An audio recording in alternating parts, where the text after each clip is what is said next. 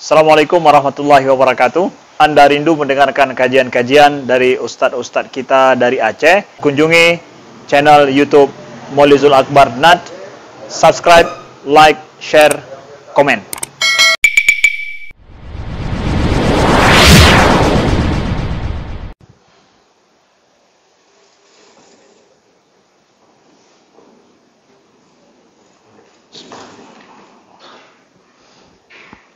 Assalamualaikum warahmatullahi wabarakatuh.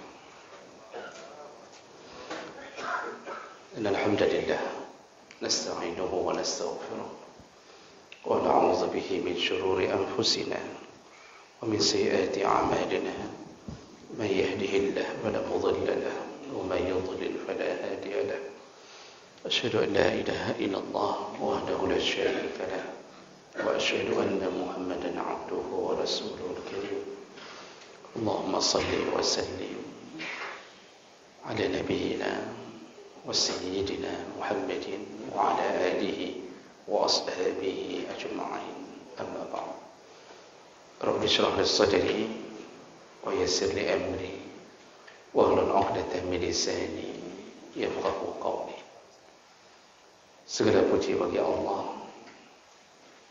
Kemudian salawat dan salam kepada Rasulullah, pada keluarga dan seluruh sahabat-sahabatnya. Jemaah salat maghrib dan Aisyah yang Allah muliakan, insyaAllah di pertemuan kita yang terakhir kita sedang membahas tentang adab al-liqa, yaitu adab ketika berjumpa dengan sesama mukmin. Dan kita sudah bahas setengah di antaranya. Yang sudah kita bahas yaitu ketika bertemu dengan sesama mukmin, maka disunnahkan untuk menampakkan wajah yang ceria, wajah yang baik, diiringi dengan senyuman. Dan itu berdasarkan hadis-hadis Nabi SAW. Kemudian ada berikutnya memberi salam ketika bertemu, dan itu sudah masyhur. Salah satu sunnah ketika bertemu memberi salam, dan itu menunjukkan bahagian daripada iman dalam ukhuwah. Orang yang diberi salam wajib menjawab salam. Jazakumullah. Kemudian ada berikutnya yang sudah kita bahas. Ini hanya sekedar pengingat ulang, yaitu setelah memberi salam istihbab al-musafahah, disunnahkan untuk saling berjabat tangan. Berjabat tangan sesama mukmin mengampunkan dosa, mendatangkan rahmat.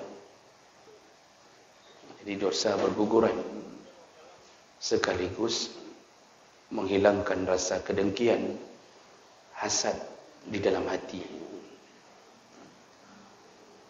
Rasulullah senantiasa berjabat tangan ketika bertemu dengan sahabatnya. Sesama sahabat juga berjabat tangan. Kalau seandainya pertemuan itu lama tidak terjadi, selain berjabat tangan disunnahkan untuk menempelkan leher, artinya saling berpelukan. Dan ini juga termasuk salah satu yang dilakukan oleh sahabat, sesama sahabat. Kalau lama tidak bertemu, bukan hanya berjabat tangan, tetapi mereka merangkul.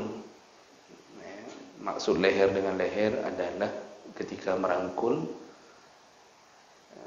lengketnya atau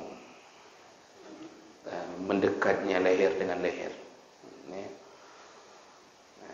Termasuk pipi dengan pipi. Nah, itu salah satu sunnah kalau sudah lama tidak bertemu. Tapi kalau tiap hari bertemu tidak usah. Titi urung. Jangan sampai kita terus-terusan berangkulan, subuh berangkulan, duhur berangkulan, asar, maghrib, isya. Nya luat gop dengan kaju-kaju. Ya. Itu bagi yang jarang bertemu. Dan disunnahkan ketika berjabat tangan, jangan melepaskan jabatan tangan itu kecuali dilepaskan oleh orang yang kita salami lebih dahulu. Juga berdasarkan beberapa hadis, Nabi kalau sudah berjabat tangan dengan tangan sahabatnya, tidak pernah beliau dulu yang melepaskannya. Selalu beliau menunggu sahabat yang duluan melepaskan. Ya, hadis-hadisnya tidak kita bacakan lagi karena sudah kita bahas di pertemuan sebelumnya. Baik, itu yang sudah kita bahas di bulan yang lalu. Kita sambung sedikit lagi untuk menyempurnakan pengetahuan kita sehubungan dengan apa saja yang disunnahkan ketika bertemu dengan sesama mukmin. Berikutnya, al-qiyam tahiyatan lil qadim. Salah satu yang disunnahkan ketika bertemu dengan mukmin adalah disunnahkan berdiri ketika menyambut orang yang datang. Tentu yang dimaksud adalah mukmin. Nah, masalah berdiri ketika orang datang itu ada 3 tinjauan. Yang pertama, qiyam ala ra'sir rajul wa huwa fi'lul jababirah. Tipe berdiri ketika menyambut orang. Jadi ini perlu tinjauan. Yang pertama, kalau tipenya adalah menyambut orang yang punya jabatan dunia. Jadi dia besarnya karena dunia, bukan karena agama. Bisa jadi raja, presiden, gubernur, wali kota, camat, pak kecil, kadus, atau siapa sajalah. Kita sedang duduk, tiba-tiba datang pak kecil, datang kadus, datang camat. Apakah di situ disunnahkan berdiri menyambutnya? Itu tipe model berdiri pertama. Ini kalau menyambut orang yang besar karena dunia. Arti dunia bukan bermakna jahat, tetapi dia besarnya karena dibesarkan atas nama dunia, jabatan-jabatan dunia. Karena ada orang yang dibesarkan namanya oleh Allah karena agamanya, dihormati karena agamanya. Ada yang dua-duanya sekaligus, dia presiden, dia juga saleh, dia gubernur, dia saleh. Itu dua-duanya berkumpul pada orang ini. Di masa lalu banyak yang begitu. Di masa lalu itu setelah Nabi wafat, sahabat semua jadi presiden yang 4. Khulafa' Rasyidin semuanya jadi presiden, tapi mereka sesaleh-salehnya orang di waktu itu. Ini berkumpul jabatan dunia sekaligus jabatan akhirat, berkumpul bersama mereka. Nah, jadi yang dimaksud di sini, kalau seandainya berdiri ketika datang seseorang untuk menghormati karena jabatan dunianya, maka ini termasuk perbuatan yang haram. Termasuk perbuatan yang haram. Jadi menghormati orang karena jabatannya, tapi jabatan tentang urusan-urusan di dunianya. Dan ini berdasarkan hadis. Ada hadis riwayat Jabir bin Abdullah radhiyallahu anhu qala, ishtaka Rasulullah sallallahu alaihi wasallam fa shallaina wara'ahu wa huwa qa'id. Ketika Rasulullah mengalami masa-masa sakit, itu menjelang wafat beliau mengalami sakit sekitar 18 hari. Dan kami salat di belakangnya, beliau tetap jadi imam. Di awal-awal sakit beliau tetap jadi imam. Wa huwa qa'id, tapi beliau duduk, tidak bisa berdiri lagi. Jadi Rasulullah sakit tetap jadi imam di awal-awal. Nanti ujung-ujung hari-hari terakhir baru beliau limpahkan kepada Abu Bakar As-Siddiq. Wa Abu Bakar yusammi'un nas takbirahu. Jadi Rasulullah jadi imam dalam keadaan duduk. Abu Bakar menjadi muballighnya. Muballigh itu yang menyampaikan suara kedua. Sang imam Allahu Akbar. Nanti ada satu orang yang mengeraskan suara Allahu Akbar. Itu disebut muballigh. Nah, kalau kita hari ini menyebut muballigh, pendakwah, dalam kitab-kitab penyampai suara, itu disebut muballigh. Nah, jadi Abu Bakar memperdengarkan suaranya ke belakang. Faltafata ilaina fara'ana qiyaman. Jadi Rasulullah itu sempat melihat ke arah kami. Jadi Rasulullah salat imam dalam keadaan duduk, beliau sempat melihat ke arah kami, dan kami dalam keadaan berdiri. Nah, kami dalam keadaan berdiri. Nah, Rasulullah ini walaupun salat jadi imam, dia dalam hadis yang lain beliau bisa lihat, beliau mengetahui keadaan di belakang beliau. Fa asyara ilaina faqa'adna. Lalu Rasulullah memberi isyarat kepada kami agar kami duduk, jangan berdiri. Jadi mungkin beri isyarat, mungkin dengan begini disuruh duduk. Fa shallaina bi salatihi qu'udan. Lalu kami semuanya duduk mengikuti Rasulullah, cara Rasulullah salat pada waktu itu, iaitu duduk. Falamma sallama, ketika sudah selesai salam, qal, Rasulullah kemudian berkata kepada kami, in kittum anifan lataf'aluna fi'la Faris war Rum. Kalian hampir saja melakukan perbuatan yang dilakukan oleh orang-orang Persia dan Romawi. Nah, kata Rasulullah, kalian tadi hampir saja melakukan amalan yang dilakukan oleh orang Persia dan Romawi. Karena pada waktu itu negara yang terbesar dengan budaya yang paling masyhur di saat itu adalah Persia Romawi. Yaqumuna ulama'ukum wa hum qu'ud. Yaitu ketika pemimpin-pemimpinnya berdiri, mereka dalam keadaan duduk, dan sebaliknya. Fala taf'alu, kata Rasulullah, jangan lakukan itu. Jadi maksud Rasulullah, jangan kalian berdiri untuk memuliakan pemimpin-pemimpin kalian. Fala taf'alu, jangan lakukan. I'tamu bi a'immatikum, in shalla qa'iman fasallu qiyaman, wa in qa'adu wa in kana qa'idan fasallu qu'udan. Kata Rasulullah, ikutlah bagaimana pemimpinmu. Kalau pemimpinmu salat dalam keadaan berdiri, maka kalian pun salat berdiri. Kalau imammu salat dalam keadaan duduk, maka duduklah kalian, kata Rasulullah. Hadis riwayat Muslim. Nah, di sini maksud hadis ini adalah kalimat Rasulullah tadi melarang sahabat berdiri ketika imam duduk. Tapi Rasulullah mengalihkan masalah itu kepada kebiasaan orang-orang Romawi dan Persia. Nah, ini maksud Nabi apa? Orang Romawi dan Persia itu kalau datang pemimpin mereka, mereka semuanya berdiri.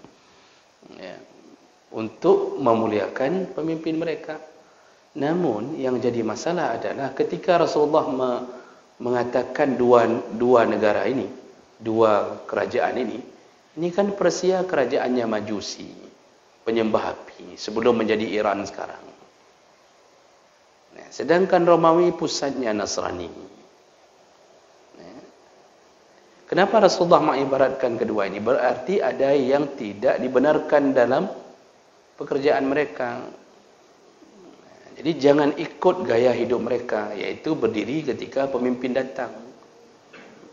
Jadi ini dilarang berdiri kalau seandainya kita ingin menghormati orang karena dunia. Sekarang kan begitu, Pak. Waktu Truk Wali Kota Mandum deng. Ini sedang duduk. Begitu datang, Pak Wali datang, Pak Wali datang. Langsung berdiri semuanya. Berdiri untuk menyalami. Nah, ini termasuk yang dilarang. Dulu Mughirah bin Syu'bah radhiyallahu anhu dalam perjanjian Hudaybiyah ketika diutus utusan-utusan untuk menemui Nabi sallallahu alaihi wasallam, itu Mughirah bin Syu'bah sengaja berdiri di samping Nabi sallallahu alaihi wasallam, sedangkan Rasulullah dalam keadaan duduk karena sedang musyawarah. Tapi Mughirah di samping Nabi sengaja berdiri. Wa bi yadihi as-sayf, di tangan Mughirah ada pedang. Ta'ziman li Rasulillah sallallahu alaihi wasallam wa ihanatu li rusulil kuffar. Jadi dikawal oleh Mughirah. Ini Rasulullah duduk di meja untuk melakukan perundingan. Mughirah berdiri samping Nabi, di tangannya pedang. Sengaja dia berdiri pertama untuk memuliakan Nabi. Arti memuliakan Nabi, Nabi di saat itu bukan dalam keadaan baru datang, dia mendampingi Nabi, membackingi Nabi. Kemudian sengaja juga untuk menghinakan orang-orang yang kafir datang. Jadi ketika kafir datang, dia tidak melakukan penghormatan selayaknya seperti menghormati Nabi sallallahu alaihi wasallam. Dia tetap berdiri dengan pedang di tangan. Utusan-utusan kafir duduk, dan dia pun tidak menghormatinya sebagaimana menghormati Nabi sallallahu alaihi wasallam. Jadi ini intinya adalah model berdiri pertama yang dilarang, berdiri karena menghormati orang dengan jabatan-jabatan dunianya. Jadi sebenarnya kalau kita mengikuti agama, tidak perlu lakukan itu. Kalau datang ya silakan, ya menghormati tetap, memberi tempat terbaik, silakan. Itu untuk semua tamu begitu. Apalagi kalau pemimpin yang saleh, memang itu tidak layak. Ya. Tapi kalau tidak ada kesalehannya, malah cenderung pemimpin yang zalim, ahli maksiat, ya hana perle tak adeng, tak cium jaro-jaronya hana perle. Ya. Bahgeduk gerau gaju. Itu contoh. Apalagi yang punya sifat sombong, ingin dihormati, ingin disegani. Nah, itu lebih tidak boleh lagi. Nah, baik. Itu model berdiri yang pertama. Model yang kedua, yaitu qiyam ilaihi 'inda qudumihi wa la ba'sa bih. Yaitu berdiri ketika menyambut seseorang yang mendatanginya. Kalau tadi bukan mendatanginya, datang di sebuah forum, lalu kita berdiri karena jabatannya untuk dunia haram. Tapi sekarang ada orang yang datang untuk mendekat, berdiri. Disunnahkan berdiri kalau dia datang untuk mendekat kita. Artinya ketika dia datang, dia mungkin ingin salaman, maka kita pun ikut berdiri menyambutnya. Nah ini yang kedua, ini hukumnya sunnah, dianjurkan berdasarkan beberapa riwayat. Pertama, ketika Ikrimah bin Abi Jahal masuk Islam, anaknya Abu Jahal, wa qadima ala Rasulillah sallallahu alaihi wasallam amul fathi. Jadi setelah merebut kota Mekah, Ikrimah akhirnya masuk Islam. Ikrimah anak Abu Jahal. Falamma ra'ahu Rasulullah sallallahu alaihi wasallam wasabba ilaihi farhan wa ma alaihi ridaan hatta bay'ahu. Ketika Ikrimah dilihat oleh Rasulullah, Rasulullah langsung terloncat saking gembiranya dan mendekati Ikrimah, lalu membayarnya. Nah, jadi Rasulullah senang sekali anak Abu Jahal, musuh nomor wahid di saat itu, malah masuk Islam. Begitu Ikrimah datang, ingin menyatakan keislamannya, Rasulullah dari duduk terloncat berdiri saking senangnya. Ini karena Ikrimah mendekat untuknya. Jadi kan tujuan Ikrimah memang ingin menemui Rasulullah. Nah, di situlah Rasulullah memuliakan orang-orang yang mendatanginya karena Allah Subhanahu wa taala. Dalam hadis yang lain, ketika taubatnya Ka'ab bin Malik, jadi Ka'ab bin Malik salah satu sahabat ahli maksiat dulunya, lalu taubat. Jadi Ka'ab menceritakan, dakhaltul masjid fa iza bi Rasulillah sallallahu alaihi wasallam. Ketika aku masuk masjid untuk taubat, ini baru pertama masuk masjid ni untuk taubat, di dalam masjid ada Rasulullah sallallahu alaihi wasallam. Faqama ilayya Talhah bin Ubaidillah. Begitu aku masuk masjid, dilihat oleh Rasulullah dan sahabat lain, langsung Talhah bin Ubaidillah, sahabat Nabi, berdiri untuk menyambut, yuharwilu hatta safahani wa hannani. Dia langsung berdiri menyambutku, lalu dia menyalamiku dan memberi tahniah, memberi ucapan selamat atas taubatku. Nah, begitu. Jadi sahabat di hadapan Nabi pun begitu Ka'ab masuk, saking senangnya Ka'ab taubat, mereka berdiri untuk menyambut Ka'ab. Jadi model-model begini intinya apa? Menyambut orang ketika ingin berbuat baik. Mendatangi kita itu kan ingin berbuat baik. Misal dia datang untuk salaman. Di saat seperti itu disunnahkan kita pun menghormatinya dengan cara berdiri. Namun intinya adalah mereka yang datang demi kebaikan, bukan datang dengan kesombongan. Jadi ini dalil-dalil yang menyebutkan tentang adanya anjuran berdiri ketika orang mendatangi kita untuk berbuat baik. Termasuklah dibolehkan berdiri ketika yang datang bukan orang yang besar namanya karena dunianya, tapi besar namanya karena agamanya, kesalehannya, ilmunya. Boleh. Jadi ulama datang, itu termasuk yang dibolehkan untuk berdiri menghormatinya. Berbeda tadi dengan yang dimuliakan karena dunia. Baik. Berikutnya, berdiri ketika, yang terakhir, berdiri ketika melihat seseorang. Jadi dia enggak datang, tapi kita melihatnya, lalu langsung kita berdiri sendiri, padahal dia tidak mendatangi kita. Nah, apakah ini dibolehkan? Nah, ini ada sebahagian mengatakan boleh, tapi sebahagian banyak mengatakan makruh. Ada hadis Nabi sallallahu alaihi wasallam, Muawiyah pernah berkata kepada Amir, "Ijlis fa inni sami'tu Rasulullah sallallahu alaihi wasallam yaqul, man ahabba yumassila lahu ar-rijal qiyaman falyatabawa maq'adahu minan nar." Pernah Amir ini ingin berdiri ketika melihat seseorang. Lalu kemudian Muawiyah menasihatinya, "Duduk." Kata Muawiyah, "Duduk. Karena aku pernah mendengar Rasulullah berkata, barang siapa yang memuliakan seseorang, maksudnya bukan karena urusan agama dan ilmunya, falyatabawa maq'adahu minan nar, maka bersiap-siaplah duduk di dalam api neraka. Dalam hadis riwayat Abu Daud dengan derajat yang sahih. Ini maksudnya apa, Bapak Ibu yang Allah muliakan, bahwa berdiri dengan tiada maksud. Maksud tiada maksud, ada orang lewat datang di masjid, kita berdiri untuk menghormati, bukan orang berilmu, arti bukan orang berilmu, bukan orang yang layak disebut karena kesalehan agamanya.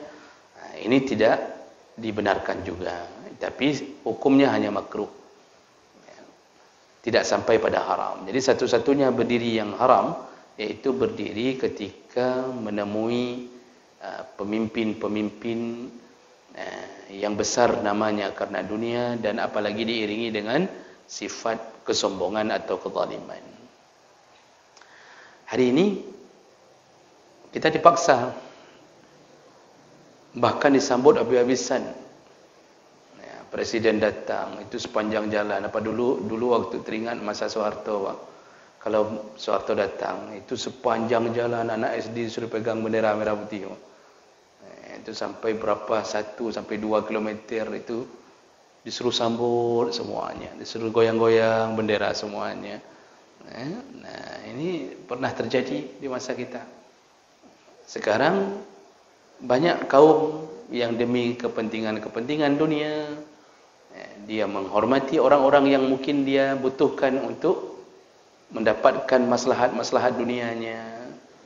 Ini termasuk perkara-perkara yang diharamkan. Baik, berikutnya.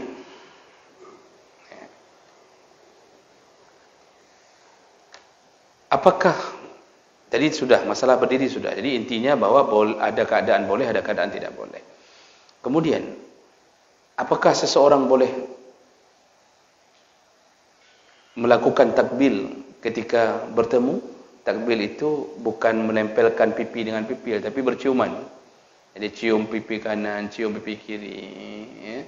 Apakah laki-laki dengan laki-laki atau perempuan dengan perempuan?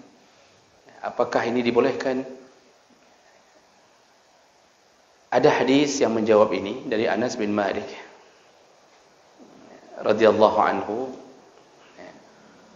Ketika seseorang bertanya kepada Rasulullah, "Ya Rasulullah, ahaduna yulqi sadiqahu ayunhani lahu?" Faqala Rasulullah sallallahu alaihi wasallam, "La." Rasulullah berkata, seorang bertanya, "Ya Rasulullah, kalau bertemu dengan seseorang, apakah kita perlu menundukkan badan di hadapannya?" Kata Rasulullah, tidak. Nanti permasalahan berikutnya. Qal fayaltazimuhu wa yaqbiluhu, apakah kita wajib menghormati dan menciumnya? Qala la, kata Rasulullah, jangan. Qala fayusafihuhu, bagaimana kalau berjabat tangan? Qala na'am, insya, kalau engkau ingin berjabat tangan itu boleh. Nah, jadi bahasa Nabi di sini dengan judul ini bahwa tidak disunnahkan dan sebaiknya jangan dilakukan sampai urusan berciuman. Arti berciuman, cium pipi kiri, cium pipi kanan. Nah, itu tidak disuruh. Melengketkan pipi dengan pipi itu termasuk mu'anaqah, lengket leher dengan leher. Itu kalau bertemu, sudah lama-lama tidak bertemu, maka dibolehkan. Baik. Lalu kemudian permasalahan berikutnya, apakah dibolehkan menundukkan badan? Ini kan bertemu, kita tundukkan badan dalam keadaan membungkuk. Bapak Ibu yang Allah muliakan, hadis tadi itu sudah dijelaskan oleh Rasulullah ketika ditanya, apakah seseorang membungkukkan badannya ketika bertemu dengan seseorang? Kata Rasulullah, la, jangan. Jangan lakukan itu. Nah, ini maksud hadis ini haram hukumnya membungkukkan badan dengan tujuan menghormatinya. La yajuzul inhina li makhluq abadan lianna zalika la yakunu illa lil khaliq jalla wa ala. Tidak boleh menghormati seseorang dengan membungkukkan badan kalau tujuan ingin menghormati, arti menghormati menjadikan dia orang sebagai seakan-akan sebagai orang pengganti kedudukan Allah Subhanahu wa taala. Karena disebutkan di sini tidak ada yang boleh dijadikan sembahan, ya, karena termasuk dianggap sembahan kecuali kepada Allah Subhanahu wa taala. Wasujud min babil aula, bersujud lebih utama. Arti sujud lebih utama, kalau membungkukkan badan tidak dibolehkan, maka bersujud lebih utama tidak boleh. Ini yang perlu kita fahami dulu. Inhina ini, membungkukkan badan, itu kalau seandainya ada keinginan seperti sembahan.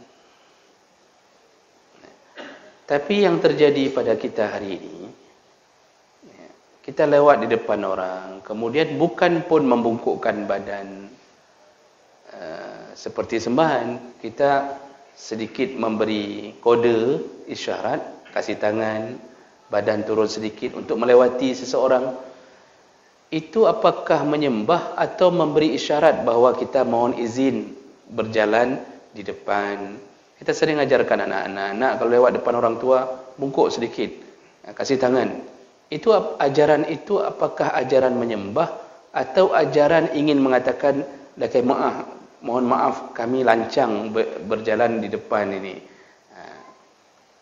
Maka pilihan yang kita tahu itu lebih kepada ingin memberi isyarat kita memohon maaf, bukan bermaksud untuk menyembah orang yang kita lewati. Jadi saya rasa terlalu berlebihan menyona urengkeun nya hanjutnya syirik, itu menyembah selain Allah. Itu saya rasa berlebihan. Apa dulu tujuan disuruh buat itu? Kita lewat di depan orang itu, kita kasih kode tangan sambil sedikit membungkuk, itu tujuannya hanya itu saja.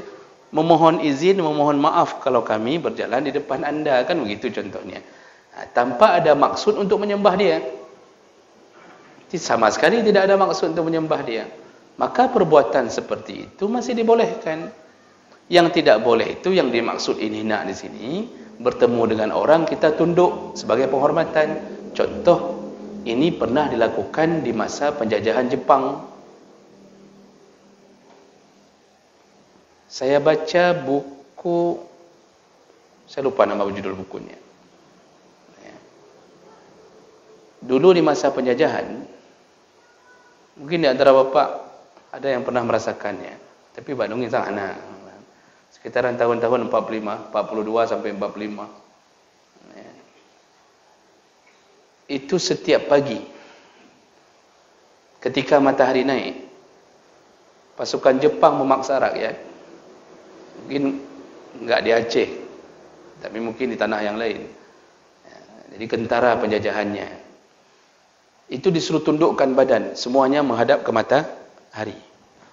Karena Jepang itu punya satu agama budaya Shinto, yaitu menyembah matahari. Maka benderanya pun bergambar matahari. Itu disuruh tunduk,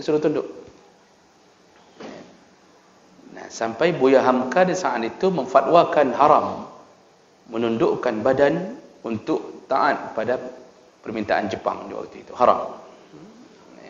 Nah, ini contoh. Jadi disuruh tunduk, sesama mereka pun begitu, kalau bertemu tunduk. Itu tunduknya memang tunduk untuk menghambakan, tunduk bukan tunduk memberi isyarat tadi, memang tunduk ada sedikit unsur penghambaan. Nah, ini haram, hukumnya tidak dibolehkan. Makanya hal-hal yang sifatnya ada unsur-unsur untuk menyembah itu tetap haram dimanapun kapanpun. Tapi kalau hanya sekedar melintas ingin memberi isyarat agar kita tidak dianggap lancang, insya-Allah dibolehkan, tidak mengapa.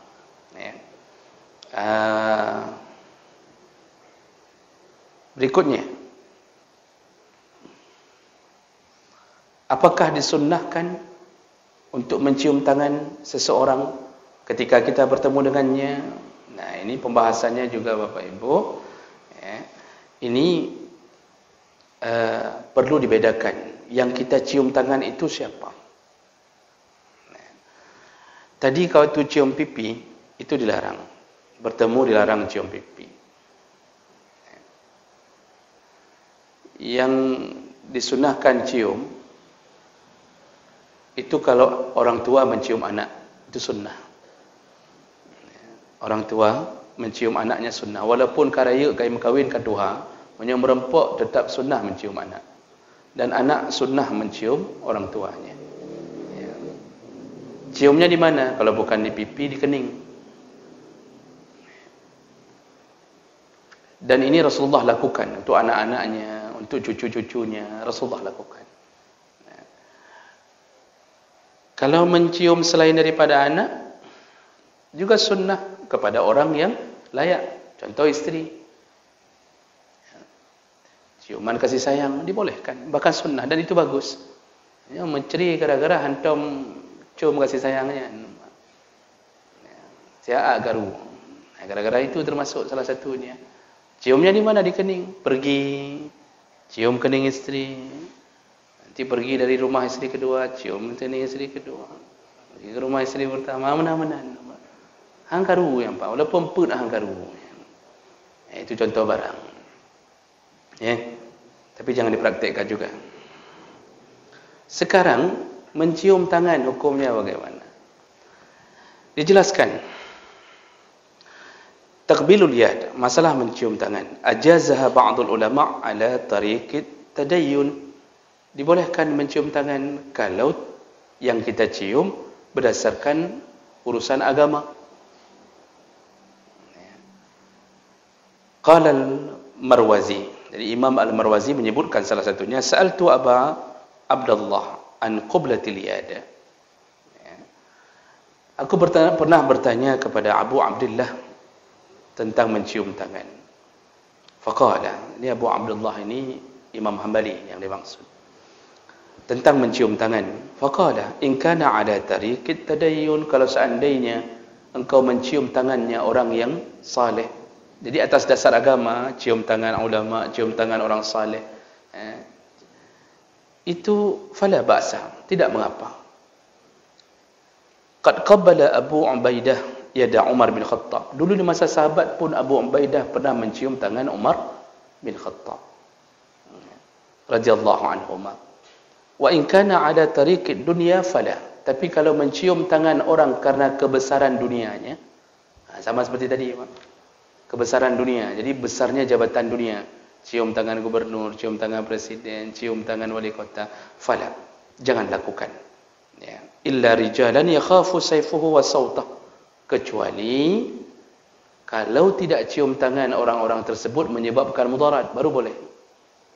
Contoh ditandai, ditandai sama wali kota itu, ini enggak mau cium tangan, langsung ambil, ya, lalu dimasukkan penjara. Jadi dia minta dihormati. Di Korea Utara, Kim Jong Un, betul Kim Jong Un, Pak. Atau hana dari Malaysia pokoknya Kim. Itu kalau datang, itu semua berdiri dan semua tepuk tangan. Semua tepuk tangan. Habis-habisan tepuk tangan. Kalau dia dapatkan ada yang tidak tepuk tangan, berakhir sudah riwayatnya. Itu Korea Utara itu dahsyat, pengkultusan terhadap pemimpin dahsyat. Dipaksa. Memang negara komunis. Kalau ada yang tidak memuliakan, menghormati pemimpin, langsung dihabisi. Kalau dia menteri, dicopot, besok mati. Sampai sekarang.